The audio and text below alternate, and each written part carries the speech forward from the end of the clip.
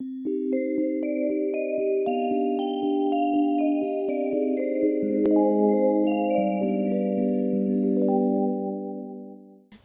welcome to Woohoo Wednesday. This is Little Woo, and I'm here to answer another existential question that I've received to give you a piece of insight or inspiration for your week.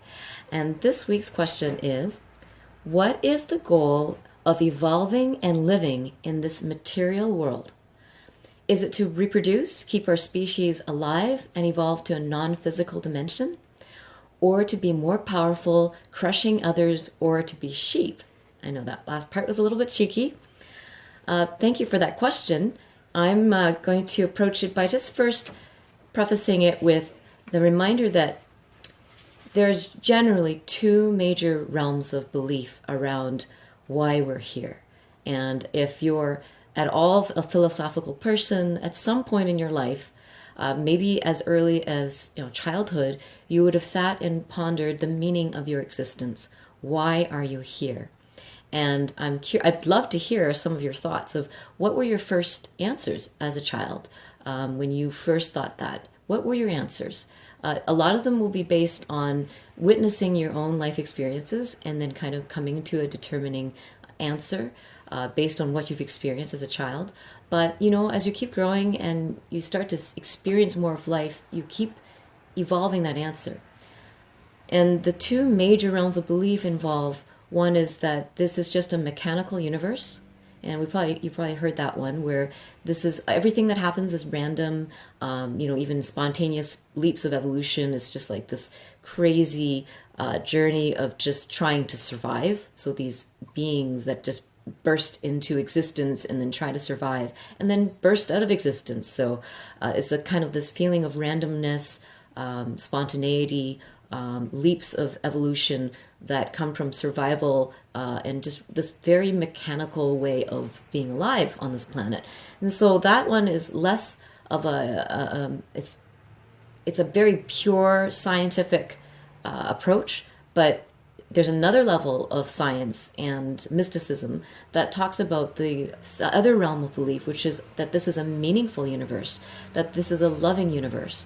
And a lot of religions have kind of thought of a being that watches over us, that is loving and kind of like parental or punishing, and there's like this code of ethics. So there's like this different realms of thought that try to create meaning, and either through guiding our behaviors, trying to make us into good people, and all these different kinds of realms of thoughts around meaningful universe.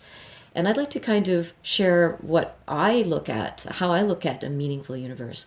When I first started asking this question in childhood, it was through a very, very dark lens.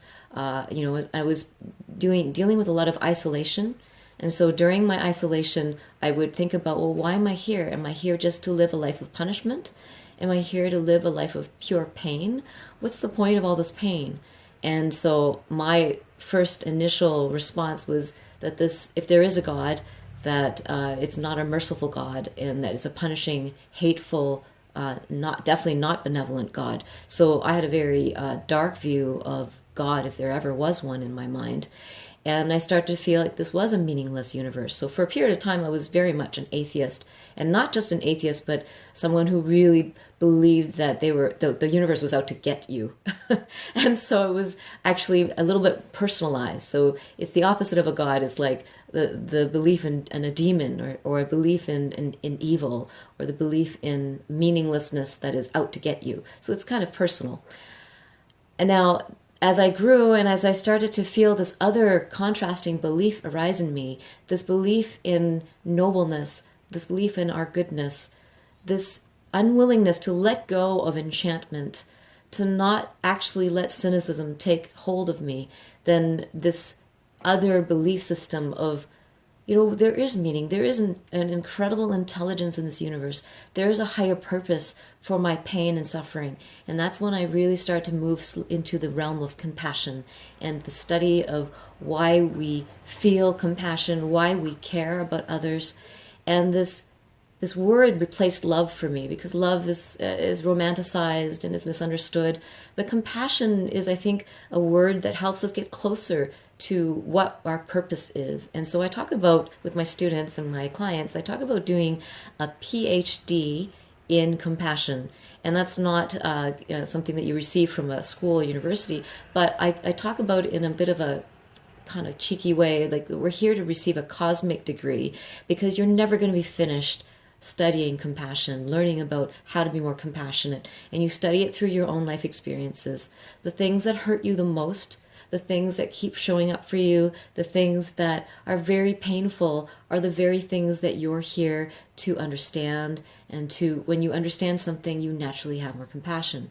And I have all kinds of examples, but the things that you once misunderstood as hatred towards you, or abuse, when you look deeper and you start to understand what the circumstances were, you have compassion for those who have committed those actions. And you yourself, if you look deeper at any actions that you have regretted, you'll see that there was a reason why you behaved that way. There was a reason why you lied. There was a reason why you reacted violently. There's a reason why you pushed someone away. It's because you felt hurt, you were wounded, or you felt like you were threatened. So those are all ways in which we behave when we feel that the world is not safe. So when you're doing a PhD of compassion and you turn that into your life purpose, you become what I call a conscious creator. And the best thing about being a conscious creator is that it doesn't matter in the end if you have evidence or not of this world being a mechanical universe or this world being a meaningful universe.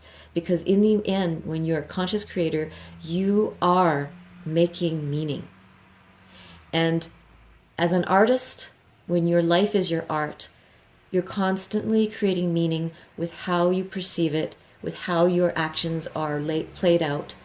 And if you play it out from the lens of love and compassion and beautiful creation, then for as long as you live, your life is meaningful to you.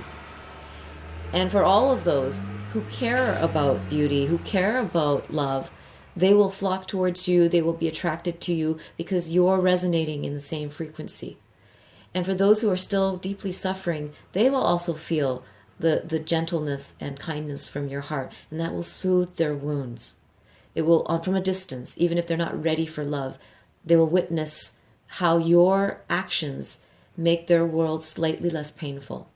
And so I always talk about, you are here to either, beg for and ask for love, or you're here to channel and be love. So you can ask for love or you can give love. And when you give love, you naturally receive it. So it's not just about being a giver and not being able to receive. It's just about not being a beggar. It's about being a creator. So when you even pray for something, don't pray from that place of, oh, I don't have this thing, I don't have this thing, I don't have this thing. Where is this thing? And that energy is pushing things away. So creating meaning is not about having everything you've ever wanted and just about being, oh, I want this and now I get to have this, which is a deep misunderstanding of the law of attraction. But it's about knowing that you can create. And when you know you can create, then you don't have to create everything all at once. You go through a journey. So that's why when we talk about evolution, and this person's question is, what is the goal of evolving? So when part of their consciousness is already aware that there's a journey of evolution. And it's definitely not about being a sheep or being an aggressor or not being the wolf. You don't win by being the wolf. You don't win by being the sheep. You win by looking at where you are and deciding what meaning and what magic you wish to create.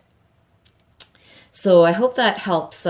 When you look at your life as doing a PhD of compassion, then all of the teachings, even the dark ones, become meaningful because you realize that this darkness helps you be more kind. This darkness helps you be more compassionate. I know that in my own life, the things that were hardest for me, so I'll give an example.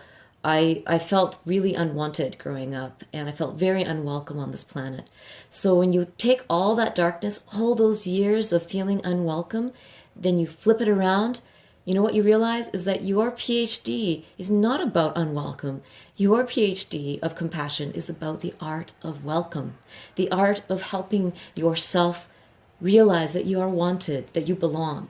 And so you turn your PhD around, you take the darkness you've experienced, and you realize, wow, I've been studying the dark side of it, which is actually very illuminating. And then you can just, in the later stages of life, start to shift that and to see that it's actually about the love of it. When you realize how terrible it feels to be unwelcome, you can become the greatest hostess and host there's ever been. So when I go to a place now, when I go to any event, I do my best to make people feel welcome. I do my best to include everyone that I'm talking to. Even my body posture has changed because of this study of the art of welcome. So when I'm in a group of people, I look and try to look at each person. I try to include them. I try to bring them into the conversation. It's an exercise that I actually teach in one of my courses on expression. And so even your body, I remember when I used to talk with my friends that there's a couple of people who would actually turn their backs and block people from the conversation because they're not conscious. They're totally unconscious of their body posture blocking people from feeling welcome. And so if you've ever felt unwelcome, you're going to have a deeper sensitivity. And then you can, instead of feeling hurt all the time around it, practice ways to make yourself and others feel the opposite, feel welcome, feel wanted. So that's how you can turn your dark PhD into the true form that it's meant to be, which is that all the dark experiences you've ever had were actually meant to make you more kind, more loving, more understanding. Anything you've ever suffered makes you feel more understanding of someone else's suffering. So anything, if you were to think of right now, whatever your deep pain is, if you were to look at, well, what is the opposite of that pain? That is your true PhD. Not one day of your suffering has been wasted, because you will never judge someone else who suffers the same way as you, because you know if your suffering is around deception and truth, maybe you've been deceived, then you'll have a deep understanding of what it feels like to be deceived, and you'll be a truth seeker. Then you'll value the honor of telling the truth, even if it hurts, because you know how much it hurts to not receive truth. Or you might be the opposite. You might be the one who's been forced to lie all your life because it's the only way you could survive. So if you've been lying a lot, that also hurts. And the PhD around that is, wow, now I have more compassion for those who've had to lie. I'm not going to judge a person who's lying, because I'll know that the situation is way more complex. And so you might develop ways to help people tell the truth and be safe in telling the truth. So all of us have an incredible PhD, and I'd love to hear your thoughts of what has been your darkest wound, and now from this conversation, what do you think your deepest teaching is on this earth? What is your special way of being compassionate, and your special way of teaching that love through your wound? And so I gave you one of my examples. We all have multiple core wounds. And in the work that I do with people, I help them understand what that is and how to really find the depth of the work, find the gifts of the work, and really kind of elevate the work to what it really is. It's not punishment. It's not meaningless evolution. It's meaningful evolution. I just hope you all have some food for thought this week. What is your PhD of compassion? And it's a question that you keep answering as you keep living and experiencing your life through your own lens. So please do let me know what your questions are, and I will address it every week at Wednesday, at Woohoo Wednesday. And also, if you want to check out my work, I do private mentorship, one-on-one sessions by Skype or in person if you're in Vancouver. My website is littlewoo.org. And you can also, at this time, get my free gift, which is an online course called The Magical Sabbatical, Making Time for Yourself. And it's about the art of the sabbatical, how to use that to create space in your life for the things you want to experience. It's a really powerful tool. I'm really excited to gift it to you during the month of September. So please hop on my website, join my email list so you can get notified of any other goodies that I'm offering, including the weekly videos. And also, if you want to send me your questions, you could do it on my Facebook page, littlewoo.muse, or email me at treasures@littlewoo.org. I'd love to hear from you. Thank you so much for joining me. And I'm going to continue this conversation on this thread, and I'm going to check out what your comments are. Thank you so much. Mwah.